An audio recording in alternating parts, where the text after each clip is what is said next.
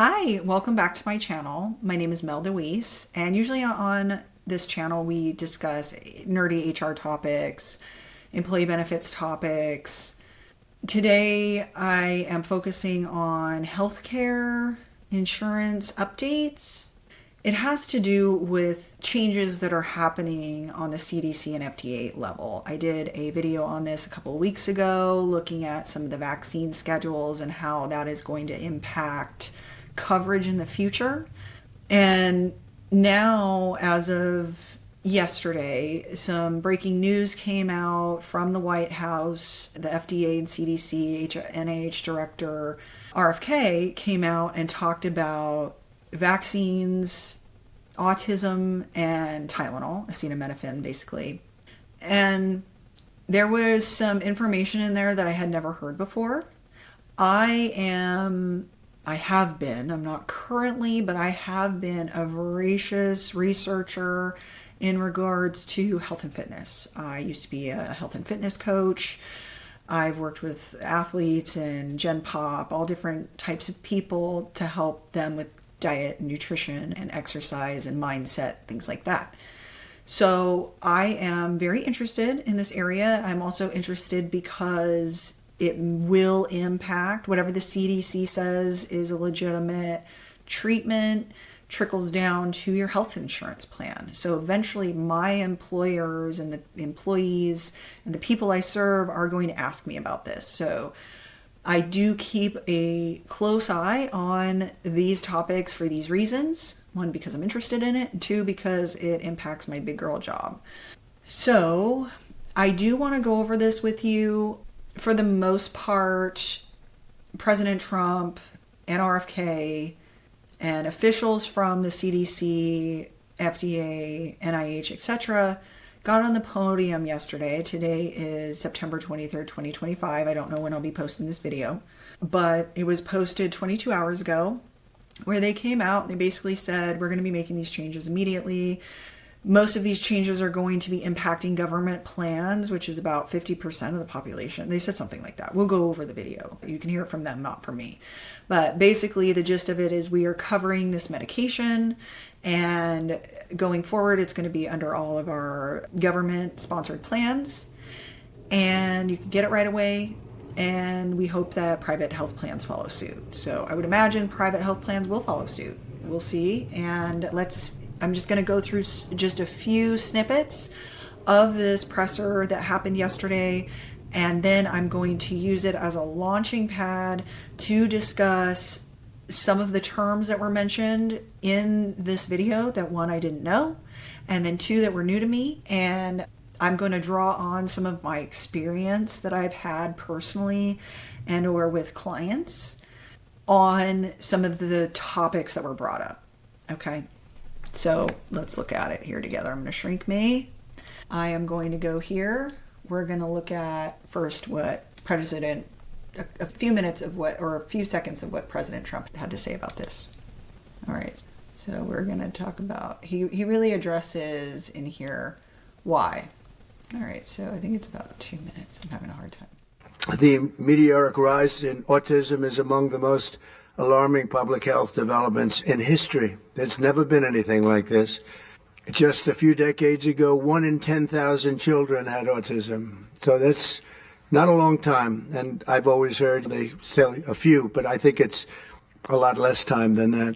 It used to be 1 in 20,000, then 1 in 10,000. And I would say that's probably 18 years ago. And now it's 1 in 31. But in some areas, it's much worse than that, if you can believe it, 1 in 31. And I gave numbers yesterday. For boys, it's 1 in 12.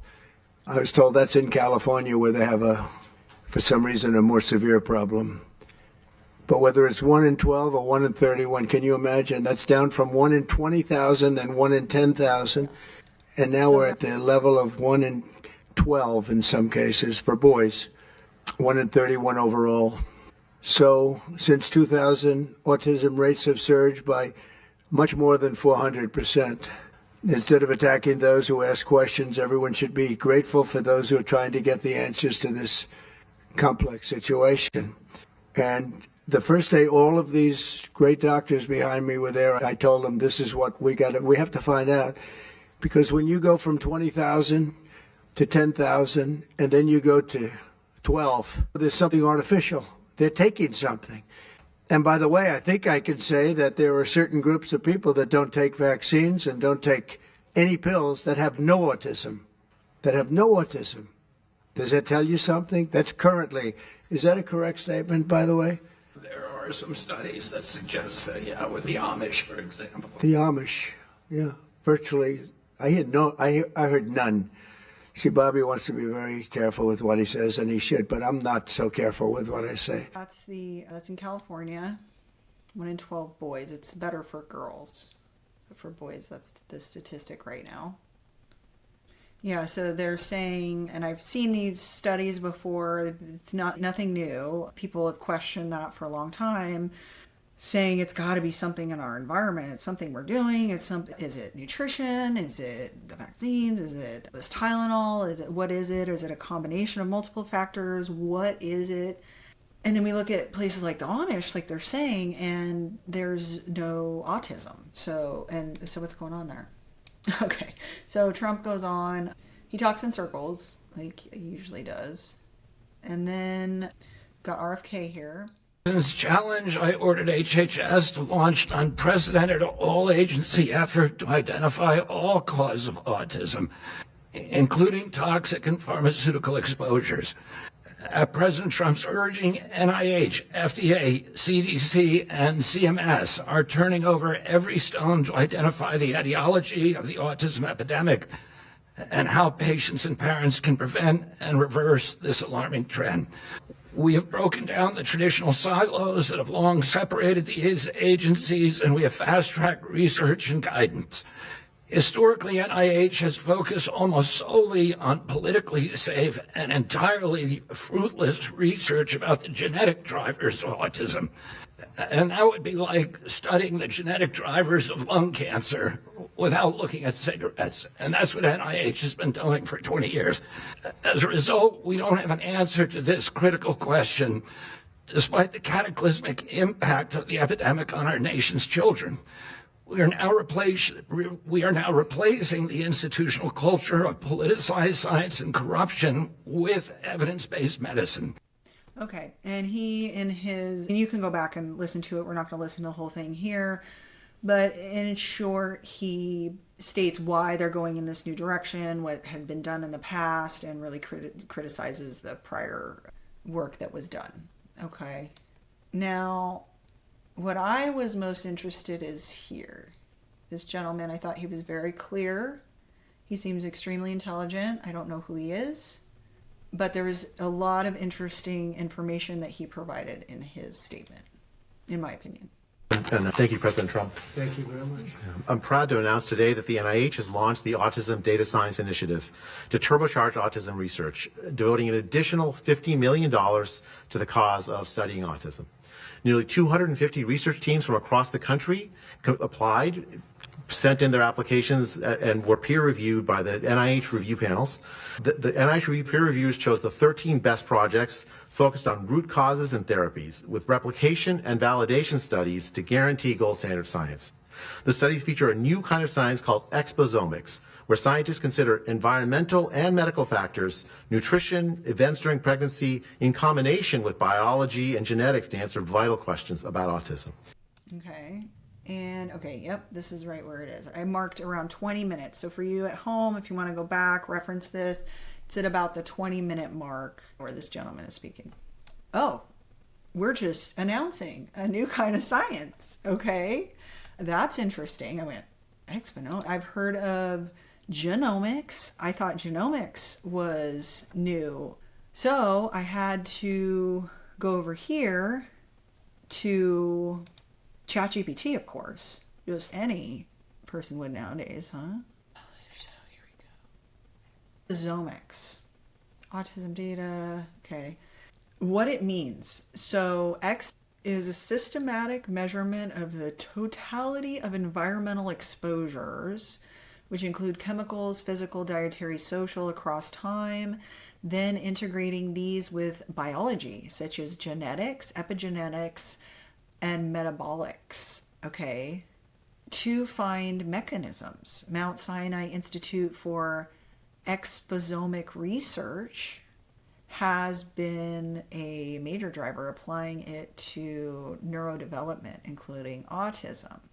I would imagine that obviously mapping the human genome, that resulted in genomics, and then integrating that with all these AI sources and capabilities to be able to compare these things side by side, because it's so much data, just so much. Think about all the data behind genetics and all the data behind epigenetics and metabolism, and then the environmental exposures, and merging all that data.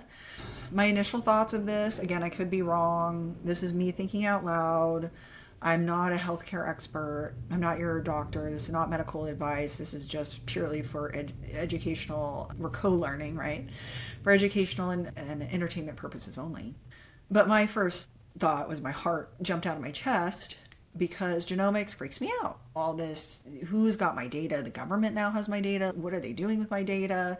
Do I want them to have my data? Are they going to start encouraging certain people to breed? 1984, Brave New World, just all these futuristic, totalitarian, dystopian movies and books have warned about things like this. And yeah, I freak out a little bit, right?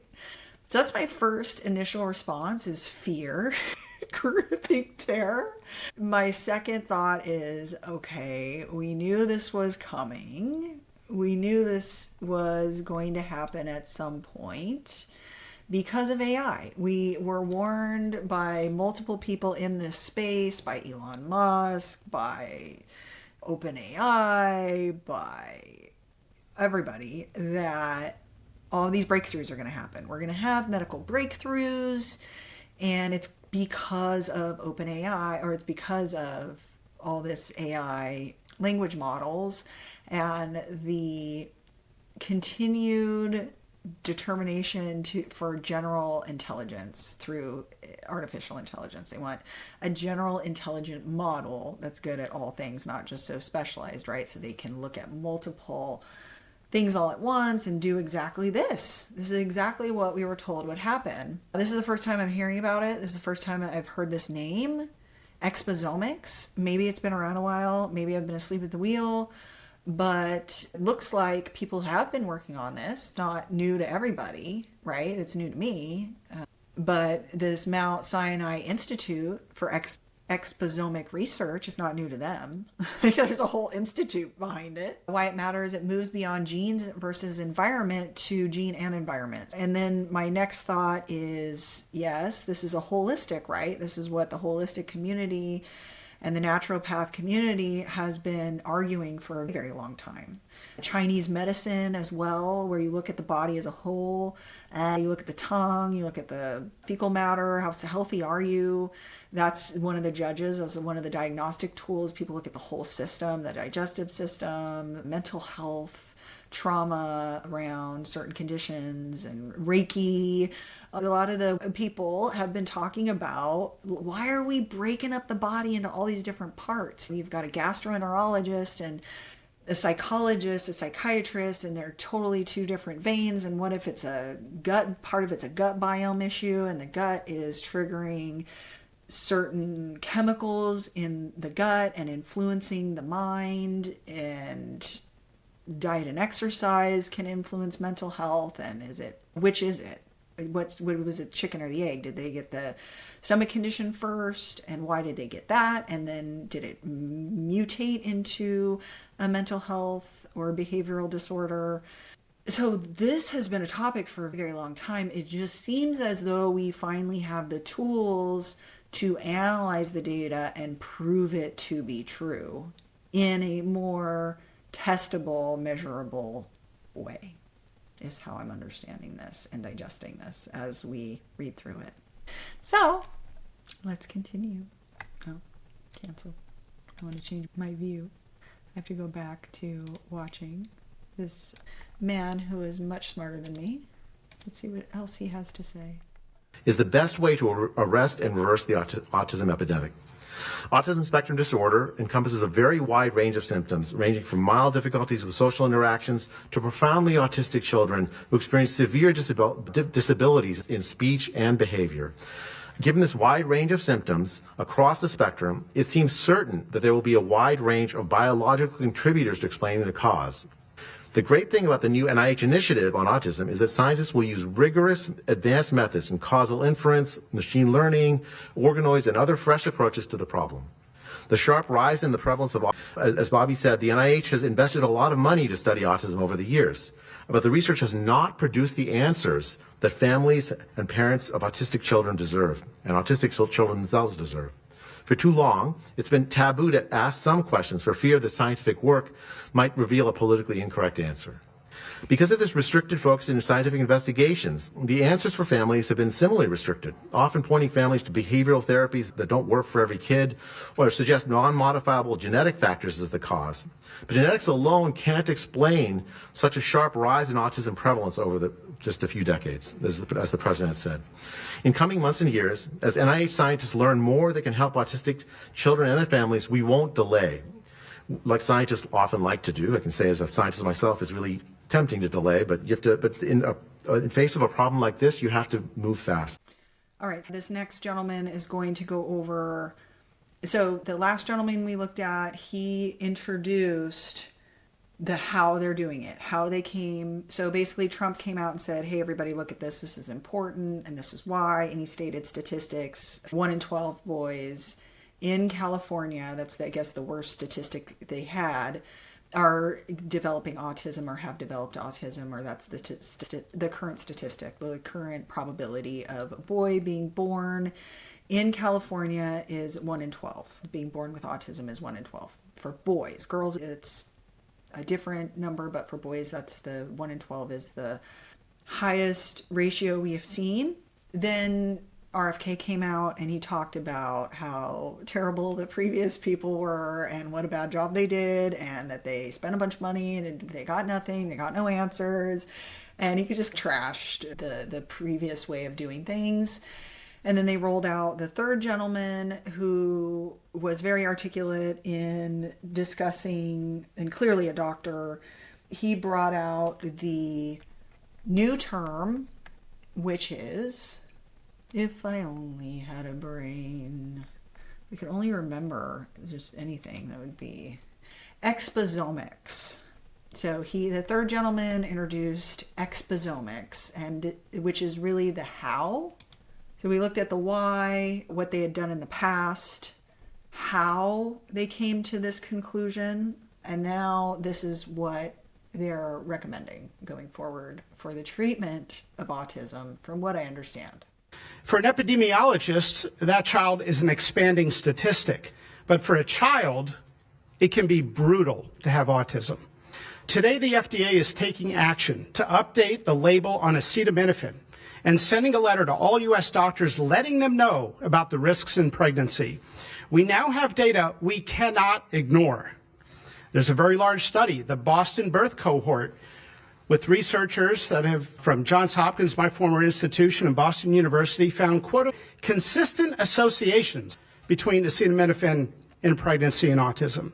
And the Nurses' Health Study, with researchers from Yale, Columbia, and Harvard looking at 9,000 kids, found that acetaminophen use in pregnancy was associated with neurodevelopmental disorders. And 4 weeks ago, a Mount Sinai Harvard study reviewed all the existing literature and found the overwhelming body of evidence points to an association. Sure, you'll be able to find a study to the contrary. That's how science works. But to quote the dean of the Harvard School of Public Health, there is a causal relationship between prenatal acetaminophen use and neurodevelopmental disorders of ADHD and autism spectrum disorder. We cannot wait any longer. And honestly, there's been this perfunctory, reactionary, mindless practice in medicine. I learned it in medical school and residency. Just treat all fevers, low-grade fevers, treat them with acetaminophen. Why? What are we doing? A study out of Hopkins actually showed that treating a fever can prolong the duration of illness in a young kid. Maybe that's because a fever is a body's natural way of ridding an infection.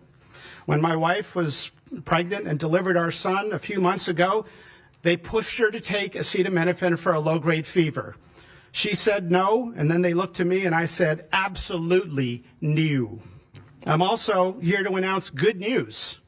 Today, the FDA is filing a Federal Register notice to change the label on an exciting treatment called prescription leucovorin so that it can be available to children with autism. Autism may also be due to an autoimmune reaction to a folate receptor on the brain, not allowing that important vitamin to get into the brain cells. It's a fairly established, mature pathway. Again, we have a duty to let doctors and the public know we're going to change the label to make it available. Hundreds of thousands of kids, in my opinion, will benefit. One study found that with kids with autism and chronic folate deficiency, 2/3 of kids with autism symptoms had improvement, and some marked improvement. Mr. President, you told us to do what's medically right, to go bold, and not worry about the corporations and the lobbyists. So that's what we're here doing today. Thank you, Mr. President. Good, thank you. Okay. Yeah, to me, it's okay. You can go out and do your own research. If you have a child with autism, I'm sure you're willing to do anything for your child, and you've tried all sorts of things, because I went out here on the internet and found the real underlying, deeper cellular cause of autism involves oxidative stress to neurons, leading to neuronal toxicity and inflammation. Basically, there's inflammation in the brain, and there's a lot of free radical damage, but there's not enough antioxidant protection to counter that. Now, your body makes antioxidants, and they can come from the diet. But I did a huge deep dive into this topic, and I found some really interesting information on some common deficiencies, okay, with many people who have autism. Number one, they tend to have low amounts of antioxidants. I already mentioned that, especially glutathione. That's the master antioxidant in the body that does a tremendous amount of work in protecting you and getting rid of toxicity and free radical damage. There's also low vitamin A. There's low vitamin E, low vitamin D. There's low zinc, selenium, low magnesium, and low omega-3. There's also a mitochondrial dysfunction, which is not surprising, because anytime you have oxidative stress, you're going to have problems in the mitochondria deep within the neuron. And okay, so this video is 2 years old. Okay, so like they mentioned before, the CDC, FDA, government agencies, big companies, big corporate, they tend to move slower than smaller companies and agencies, right? So this is not new information. I don't have a child with autism. I don't know too many people with autism, of course, at least intimately. I haven't discussed what their treatments are. The few that I have spoken with have tried physical exercise to assist with the treatment of autism. I've heard good things about mirror neurons and working on certain exercises that encourage mirror neurons that have been shown to help. And again, I don't know, I'm not an expert. I've heard of that. I have not heard of this though. I have not heard of the folate connection. And again, I'm not an expert.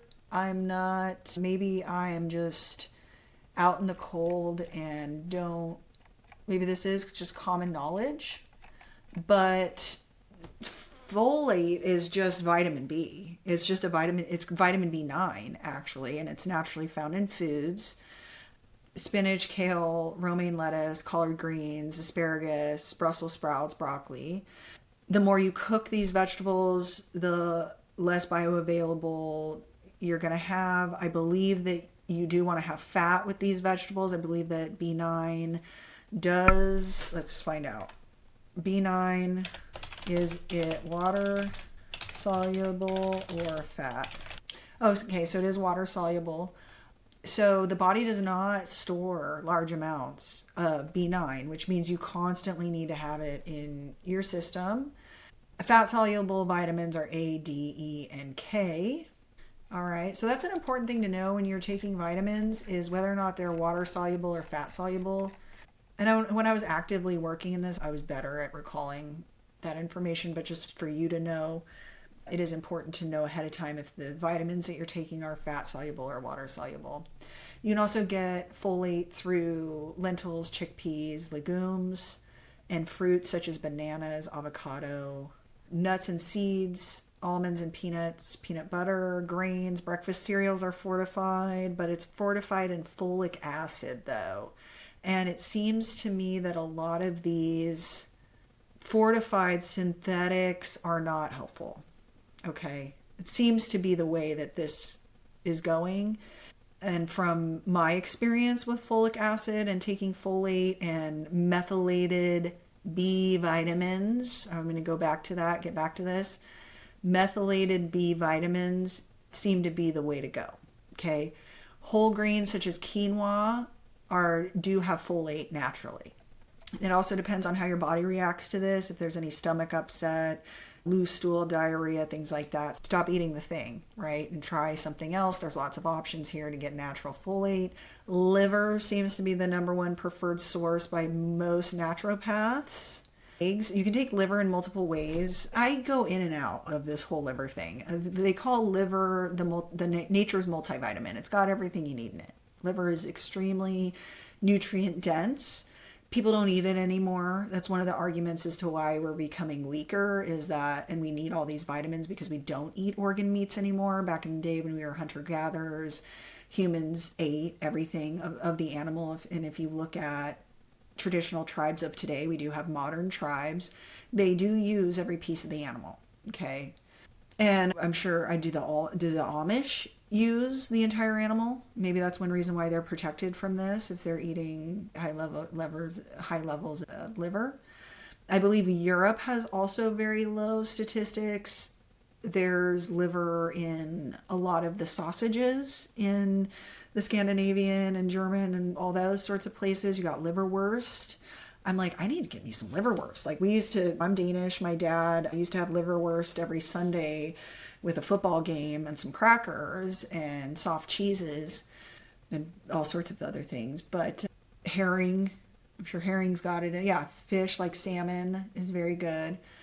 I have noticed with my daughter that if I give her salmon a couple of times a week, it really helps her ability to concentrate. Because I've taken it in and I've taken it out, and it seems as though she does well with salmon. Okay, again, anecdotally. Folate is sensitive, and my daughter, she's got nothing wrong with her. She may have some attention deficit issues, but that's just something I have noticed. I'll get back, and I'll also talk about my personal experience anecdotally as well here in a moment. Tip: folate is sensitive to heat, so raw or lightly cooked vegetables will preserve it more. Folic acid is the synthetic form found in supplements and fortified food, which your body can absorb more easily than natural folate. I don't believe that. Okay, so this is when ChatGPT and all these synthetic things prefer synthetic things, it seems. And I just disagree. I did not have a good experience with folic acid. I did not see a turnaround in my energy levels. Okay, I'll bring up my personal experience here. I had devastating fatigue, really severe fatigue as a young person in my 20s. I was not taking care of myself. I'm a recovering addict, and I did a lot of things in my youth. Luckily, I turned it around when I was very young. I turned it around when I was 19 years old,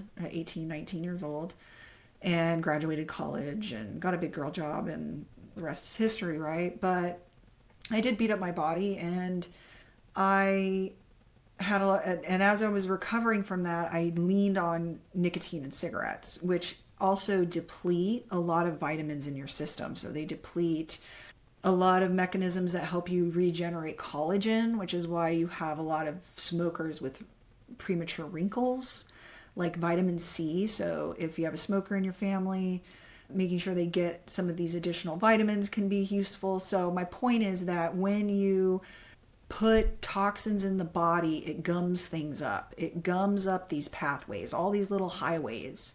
that sequence of events. I think of them as traffic. If you have a road where everybody's moving smoothly, everything operates great. But if you've ever flown over LAX at night and you see all the lights, you can see how if there's one little accident, you just see all the cars go around it like a stream or like blood vessels. And that's what happens with all of these systems in your body. They may find workarounds or they may stop altogether. All right. And I believe that a lot of these synthetic products cause things to be gummed up. And it's always better. My bias is that it's always better to go with natural based supplements and foods whenever possible. Even if there is no known adverse side effect to the synthetic version, we may just not have the technology to see why nature built it the original way to begin with. Like, we're trying to create a workaround, a shortcut, and usually in nature, when we try to find these shortcuts, it causes side effects down the road. All right. Let me get back to my story. I had chronic fatigue after I beat up my body, and I was overusing caffeine and nicotine, certainly, so that was part of it. But I came to the point where I had severe gastric upset. I thought I had colitis or overactive bowel syndrome or all these other things. What is it called? It's called, why can't I remember anything? I cannot remember anything. FODMAPs diet is treatment for what? Okay, here we go. It's right here. I gotta go soon. All right, so at some point I'm a real do-it-yourself, treat yourself, only go to the doctor if you're dying person. And so it got so bad that I went to the doctor. I would come home from work and I have to lay on the couch with a heating pad on my stomach because the cramping in my abdominal area was so bad and my fatigue was so bad. And I was having to take naps, and I was like 25 years old. Like, it was just late 20s, mid 20s.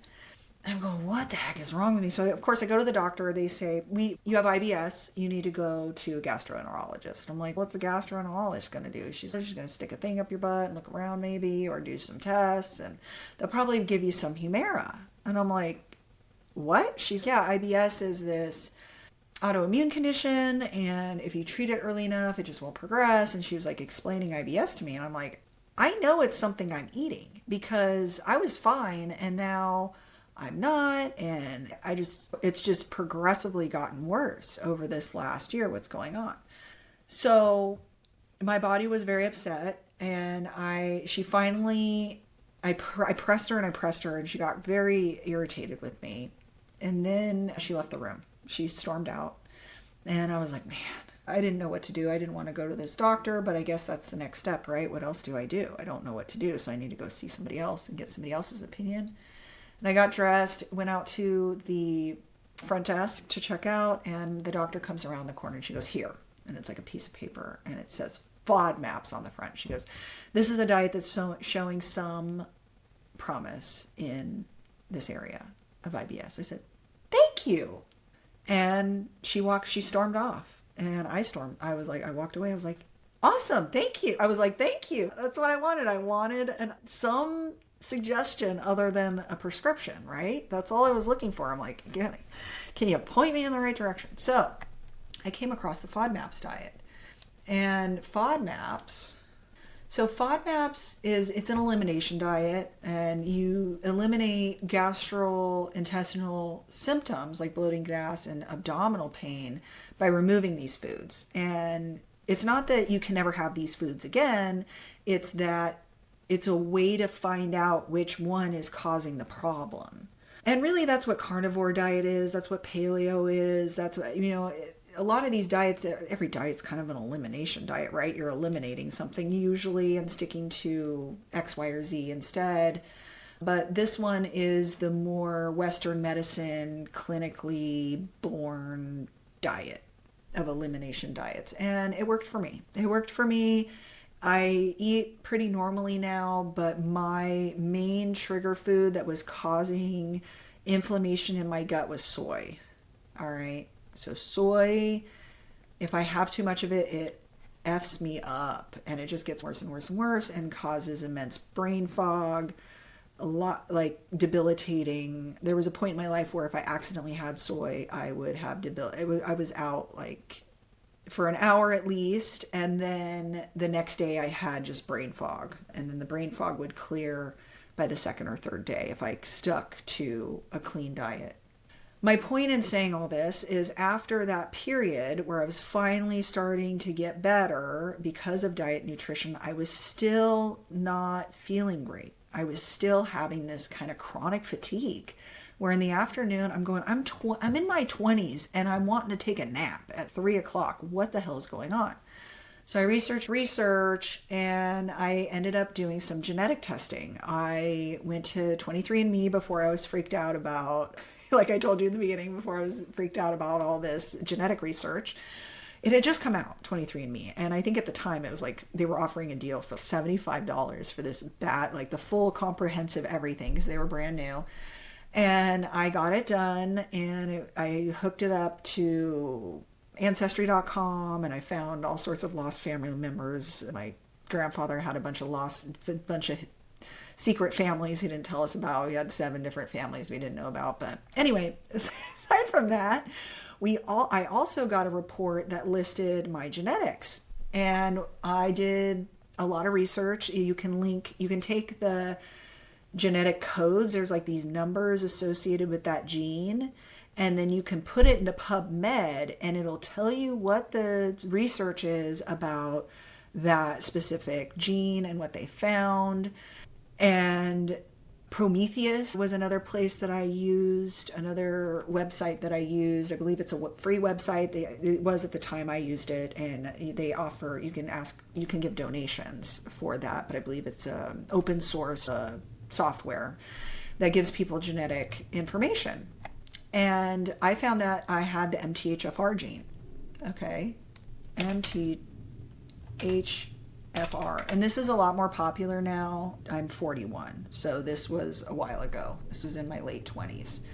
All right. So MTHFR refers to a gene that provides instructions for making methyl hydrofolate reductase enzyme. So it makes an enzyme which is crucial for processing folate. So that gene, the MTHFR gene, is responsible for creating the enzyme that breaks down vitamin B9 or folic acid or folate.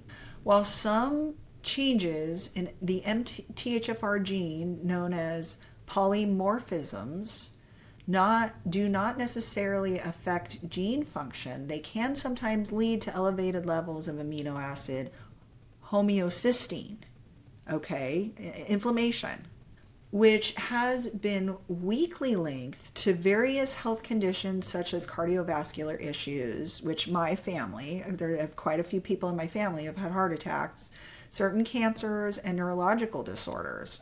So this is some of the stuff that they were talking about with folate and autism. Me being a non-autistic person and having MTHFR and finding out that I have this gene that could possibly be affecting my body's ability to absorb B vitamins, the solution is to have a vitamin that is methylated, B vitamin complex that is methylated. And I'm not sponsored. I will just show you what I use. The man that created this company is absolutely brilliant, in my opinion. Mike Matthews. He has some books. I read his books. I've read a lot of books. Burn Fat, Build Muscle was one of my, I've talked about it before. That's been one of my breakthrough books that changed my life forever. Oh, they have meal plans. Oh yeah, they offer free meal plans. Legion is just, I think they're such a generous company. Just the CEO, the way he runs it, he doesn't advertise. He doesn't spend money on advertising. He spends money on his books, and he promotes his products through his books and podcasting. Mike Matthews, and he keeps it very simple too. Very straightforward. Again, I'm not sponsored. I just want to show you what's on I just saw it. Health and multivitamin. All right, so multivitamin, men's multivitamin. This is the one I take. I take the men's. They do have one for women. They're very similar. The reason why I take the one for men is because I think the one for men has ashwagandha in it. I do really like that. The one for women has some different supplements in it. Okay, so here. So what I did at that time is I went out and I bought a methylated B vitamin. And I think it was like, I was spending hundreds of dollars on supplements at this time because I did my protein powder. I was starting to take creatine. I did the fish oil. I had a multivitamin, and then I had to get a multivitamin that didn't have B vitamins in it and a B vitamin complex. And then you have to make sure that they don't overlap. And because sometimes when you get too much of one vitamin, it can be toxic. Too much of a good thing can be toxic. Or for me, it would just cause a headache or something. It's not that it was quote unquote hurting me. It's just like cause stomach upset. Or if you get too much of a vitamin, it's just like, one, it's wasting money. And two, you don't feel great. Thank God I was following Mike Matthews at the time, and he started talking about his vitamin. And the only part I don't like about his vitamin, and he does admit this, is that the vitamin C is ascorbic acid. The only reason he has it in there is because people don't consider it to be a multivitamin if it doesn't have C. It's more of like a thing that's just in there, and they do have a small amount of it. He doesn't necessarily like that it's in there, but there's some reason why they couldn't put the other type, and I'm sure he has all sorts. He explains to exhaustion why they have this specific mix, but it is designed for athletes. I have noticed that if I do have a hard workout, I do need to take the two servings, because one serving for an entire day of this vitamin complex is 8. So you take 4 in the morning and 4 in the afternoon or at night. I would suggest not taking it at night because these vitamins, especially if you're low, will give you a boost. You will feel better. So you may have a hard time sleeping.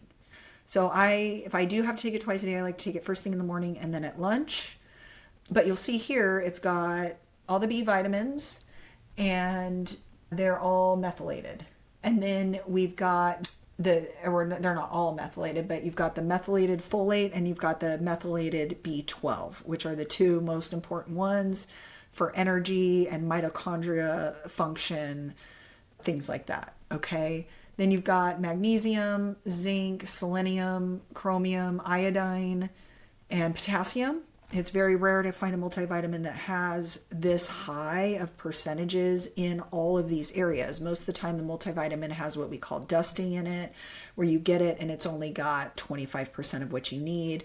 Or the studies for athletes state you need a higher amount. For example, the reason why they have 2,500% of the recommended daily dose for B1 is because research shows that athletes burn more of B1, so they do better, they perform better, they feel better at the 2,500%. Okay, so all these numbers are backed by research with athletes specifically.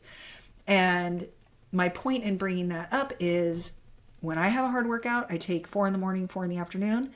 But if I'm not going through a period where I'm like chilling and I'm not working out hard, I take just the 4 in the morning and I'm fine. And I test my vitamin levels about once a year. And every time I've had great vitamin B numbers. And back when I started this, when I had the chronic fatigue, my B numbers were very low, like anemic level low.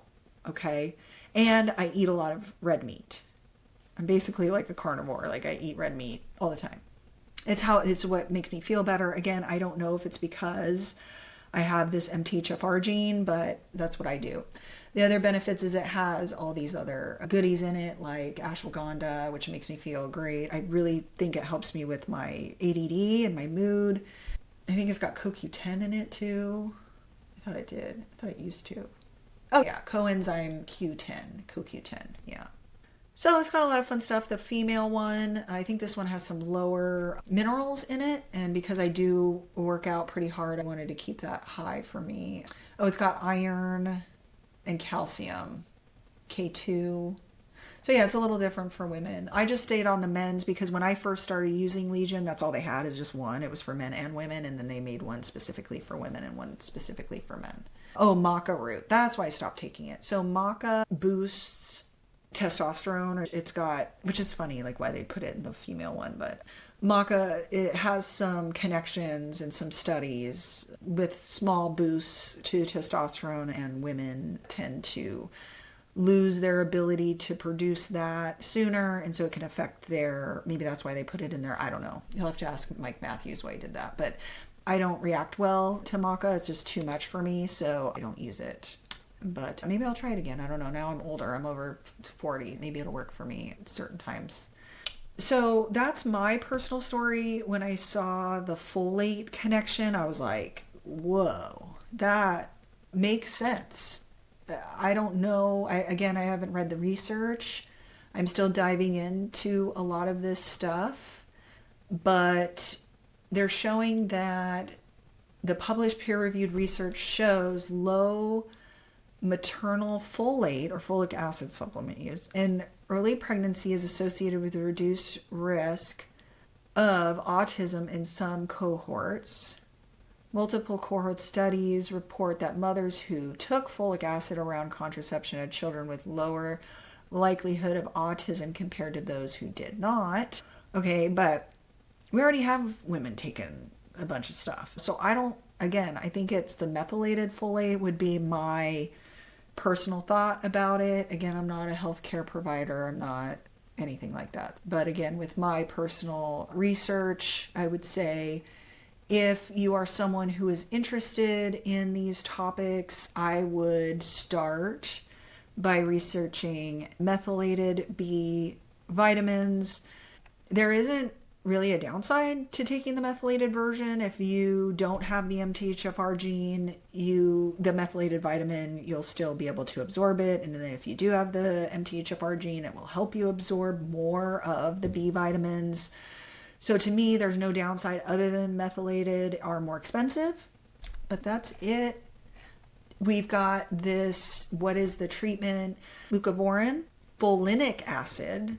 It's a pharmaceutical form of folinic acid, a form of vitamin B9, which is different from folic acid. It bypasses some of the blocks, defects in folate transport or metabolism. It's approved for medicine in uses for rescue therapies, high dose methotrexate chemotherapy to prevent toxicity, treating folic acid antagonist overdosage, treating certain types of megaloblastic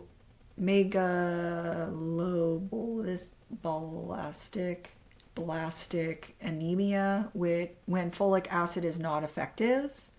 So I was on the verge of basically having that kind of anemia, and then I found, like I said, that vitamin, and I've been fine ever since. In autism research, the hypothesis is that some children have cerebral folate deficiency or have antibodies that block folate receptors, meaning folate in the blood isn't getting into the brain.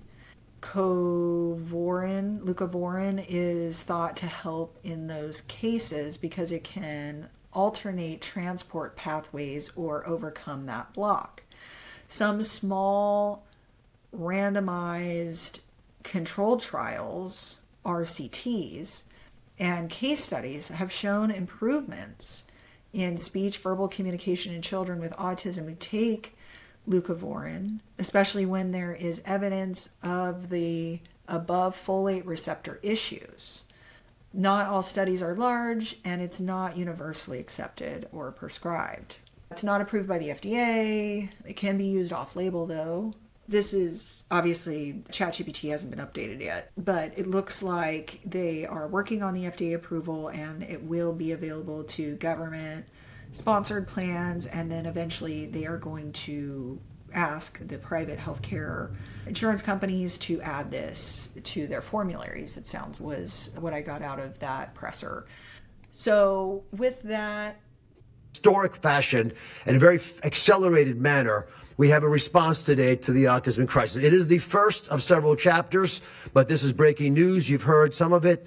The response to the autism crisis is going to continue to come to you under Secretary Kennedy's leadership, and the president wouldn't have it any other way, as you've heard. The FDA, based on NIH research, is approving prescription leucovorin for treatment of autistic children. Now, if you're following the script, there should be two questions that you have, two questions that should come to your mind. The first is, how will patients and parents get access to the treatment? I'll tell you how. Over half of American children are covered by Medicaid and CHIP, government health insurance, over half. And therefore, because they're covered in Medicaid and CHIP, upon this label change by Marty, state Medicaid programs in partnership with CMS will cover prescription leucovorin around the country. It's yours, but you have to go to a doctor to get a prescription because they know your child, they know you, and they know the medication. States will also have tools to monitor its use and ensure appropriate utilization. That's important for a bunch of reasons because we want the right kids getting the right prescription medications. We believe private insurance companies will rapidly follow our lead if they have not already done so. And again, to make sure that this is safe and effective treatment, you need a physician to prescribe the medication because it's on prescription. Second big question, how are we going to collect clinical data to answer the big questions that the president is asking and the secretary insists that we offer? CMS is also issuing guidance to convene states and existing research networks to support NIH and FDA in their research efforts, prescription leucovorin, while also maintaining the privacy of all patients, all health information of our beneficiaries.